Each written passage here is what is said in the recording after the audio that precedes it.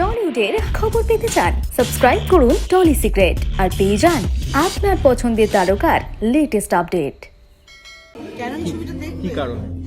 অনেক কারণে। দারুণ অভিনয় আছে, গল্প খুব টান টান গল্প, এবং শিবপ্রসাদ নন্দিতার ছবি বলেই দেখবে।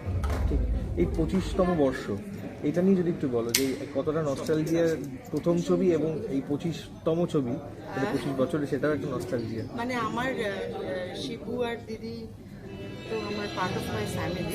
মানে আমি শিবুর সাথে বড় হয়েছি, ওকে আমি ক্লাস 10 দেখেছি, একসাথে আমরা বন্ধু, আমি পুরো জার্নি দেখেছি। আজকে যে দেখছিলাম ওর একটা ছবি, ওখানে এখানে সাদা সাদা, আমারও সাদা সাদা হয়েছে। আমরা একই বছরে দুজনের জন্ম, ও আমার থেকে কয়েক মাসের বড়। তো মানে কি বলবো, নিয়ে পুরো জার্নি যা দেখেছি।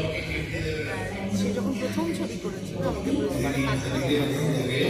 আমরা কি পারবে, কী করবে, তো আত্মগুলা। তারপরে ওদের সাথে কাজ করতে আরম্ভ করি, হিট হয়, সুপার হিট হয়।